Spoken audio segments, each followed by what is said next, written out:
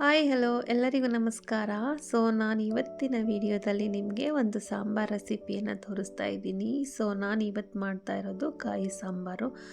ಮನೇಲಿ ಯಾವುದೇ ತರಕಾರಿ ಇಲ್ಲ ಅಂತಂದಾಗ ನೀವು ಈ ರೀತಿ ಸಾಂಬಾರನ್ನ ಈಸಿಯಾಗಿ ಕ್ವಿಕ್ಕಾಗಿ ಮಾಡ್ಕೋಬೋದು. ಇದಂತೂ ಅನ್ನಕ್ಕೆ ಮತ್ತು ಇಡ್ಲಿಗೆಂತೂ ಸೂಪರ್ ಕಾಂಬಿನೇಷನ್ನು, ತುಂಬ ರುಚಿಯಾಗಿರುತ್ತೆ. ಬೇಗ ಕೂಡ ಮಾಡ್ಕೋಬೋದು. ನೋಡೋಣ ಬನ್ನಿ ಹೇಗೆ ಮಾಡೋದು ಅಂತ.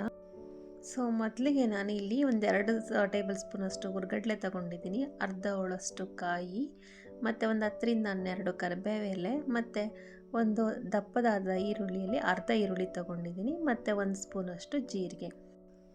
ನಾನು ಒಂದು ಮಿಕ್ಸಿ ಜಾರನ್ನ ತೊಗೊಂಡು ಎಲ್ಲ ಒಂದು ರೆಡಿ ಮಾಡ್ಕೊಂಡಿರೋಂಥ ಇಂಗ್ರೀಡಿಯೆಂಟ್ಸ್ನ ಆ್ಯಡ್ ಮಾಡ್ಕೋತಾ ಇದ್ದೀನಿ ಮಿಕ್ಸಿ ಜಾರ್ಗೆ.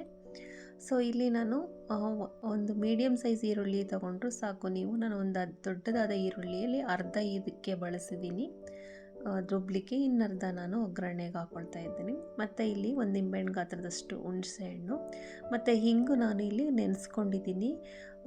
ನಿಮ್ಮ ಹತ್ರ ಪೌಡ್ರ್ ಹಿಂಗಿತ್ತು ಅಂದರೆ ನೀವು ಒಗ್ಗರಣೆಗೆ ಹಾಕ್ಕೋಬೋದು. ಮತ್ತು ಒಂದು 1/2 ಟೇಬಲ್ ಸ್ಪೂನಷ್ಟು ನಾನು ಇಲ್ಲಿ ಅರಿಶಿಣವನ್ನು ಹಾಕ್ಕೊಂಡಿದ್ದೀನಿ, ಮತ್ತು ಒಂದು ಸ್ವಲ್ಪ ನೀರನ್ನು ಸೇರಿಸಿ ನಾನೀಗ ರುಬ್ಕೊಂಡಿದ್ದೀನಿ. ತುಂಬ ನುಣ್ಣಗೂ ರುಬ್ಕೋಬೇಡಿ, ತುಂಬ ತರಿನೂ ರುಬ್ಕೋಬೇಡಿ. ಇನ್ ಬಿಟ್ವೀನ್ ಇದ್ದರೆ ಚೆನ್ನಾಗಿರುತ್ತೆ. ಈ ಥರ ಕನ್ಸಿಸ್ಟೆನ್ಸಿ ಇದ್ದರೆ ಸಾಕಾಗುತ್ತೆ. ಇವಾಗ ನಾನು ಒಂದು ಕಡಾಯಿನ ಇಟ್ಕೊಂಡು ಇದಕ್ಕೆ ನಾನು ಒಂದು 2ರಿಂದ 3 ಟೇಬಲ್ ಸ್ಪೂನಷ್ಟು ಎಣ್ಣೆನ ಹಾಕ್ಕೊಂಡಿದ್ದೀನಿ. ಎಣ್ಣೆ ಕಾದ್ಮೇಲೆ ನಾನಿಲ್ಲಿ 1 ಟೇಬಲ್ ಸ್ಪೂನಷ್ಟು ನಾನು ಸಾಸಿವೆ ಹಾಕಿದ್ದೀನಿ.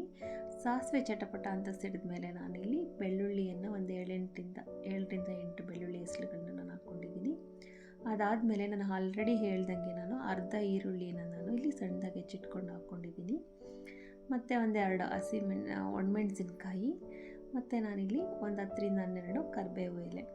ಇದಿಷ್ಟು ಹಾಕಿದ್ಮೇಲೆ ನಾನು ಚೆನ್ನಾಗಿ ಈರುಳ್ಳಿ ಒಂದು ಸ್ವಲ್ಪ ಬ್ರೌನ್ ಆಗಬೇಕು, ಅಲ್ಲಿ ತನಕ ಚೆನ್ನಾಗಿ ನಾವು ಫ್ರೈ ಮಾಡ್ಕೋಬೇಕಾಗತ್ತೆ. ಈರುಳ್ಳಿ ಒಂದು ಸ್ವಲ್ಪ ಬ್ರೌನಿಷ್ ಆದಮೇಲೆ ನಾವು ಆಲ್ರೆಡಿ ರುಬ್ಬಿಟ್ಕೊಂಡಿರೋವಂಥ ಏನು ಮಸಾಲೆ ಇದೆ ನೋಡಿ, ಅದನ್ನು ನಾವು ಆ್ಯಡ್ ಮಾಡಬೇಕಾಗತ್ತೆ. ಮಿಕ್ಸಿ ಜಾರಲ್ಲಿ ಸ್ವಲ್ಪ ಮಸಾಲೆ ಉಳ್ಕೊಂಡಿತ್ತು ಅಂತಂದರೆ ಅದನ್ನು ವೇಸ್ಟ್ ಮಾಡೋದು ಬೇಡ. ಅದಕ್ಕೆ ಸ್ವಲ್ಪ ನೀರನ್ನು ಹಾಕಿ ನಾವು ಇವಾಗ ಒಂದು ಅದಕ್ಕೆ ಮಾಡ್ಕೊಳ್ಳೋಣ. ನಿಮಗೇನಾದರೂ ಗಟ್ಟಿ ಅಂತ ಅನ್ನಿಸ್ತು ಅಂತಂದರೆ ಸಾಂಬಾರು ಇನ್ನೊಂದು ಸ್ವಲ್ಪ ನೀರು ಆ್ಯಡ್ ಮಾಡ್ಕೋಬೋದು.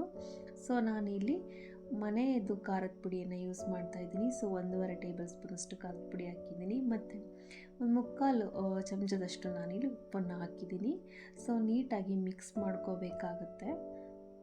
ಒಂಚೂರು ಖಾರದ ಪುಡಿ ಹಾಕಿದ್ಮೇಲೆ ಲಮ್ಸ್ ಇರಬಾರ್ದು, ಆ ಥರ ನೀಟಾಗಿ ಒಂದು ಮಿಕ್ಸ್ ಕೊಡಿ, ಒಳ್ಳೆ ಮಿಕ್ಸ್ ಕೊಡಿ.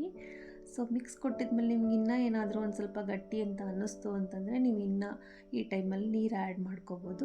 ನಿಮಗೆ ಹೇಗೆ ಬೇಕು ಅನಿಸುತ್ತೋ ಆ ಥರ, ಗಟ್ಟಿ ಬೇಕು ಅಂದರೆ ಗಟ್ಟಿ ಮಾಡ್ಕೋಬೋದು, ಒಂದು ಸ್ವಲ್ಪ ಲಿಕ್ವಿಡ್ ಬೇಕು ಅಂದರೆ ಲಿಕ್ವಿಡ್ ಥರನೂ ಮಾಡ್ಕೋಬೋದು. ಅದಾದಮೇಲೆ ಒಂದು ಲಿಡ್ ಕ್ಲೋಸ್ ಮಾಡಿ ಒಂದು ಕುದಿ ಬಿಡಿ. ಒಂದು ಕುದಿ ಬಂದಮೇಲೆ ಸಾಕಾಗುತ್ತೆ.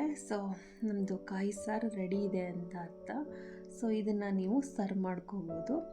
ಫ್ರೆಂಡ್ಸ್, ಈ ಸಾಂಬಾರಂತೂ ಅನ್ನಕ್ಕೆ ಮತ್ತು ಇಡ್ಲಿಗೆ ಸೂಪರ್ ಕಾಂಬಿನೇಷನ್ನು. ಆರಾಮಾಗಿ ಈಸಿಯಾಗಿ ಪಟಾಪಟ್ ಅಂತ ತರಕಾರಿ ಇಲ್ಲದಾಗ ಈ ರೀತಿ ಕಾಯಿ ಸಾಂಬಾರನ್ನ ಮಾಡಿಕೊಂಡು ತಿಂದು ನೋಡಿ, ಟೇಸ್ಟ್ ಹೇಗಿದೆ ಅಂತ ಕಮೆಂಟ್ ಮಾಡಿ ತಿಳಿಸಿ.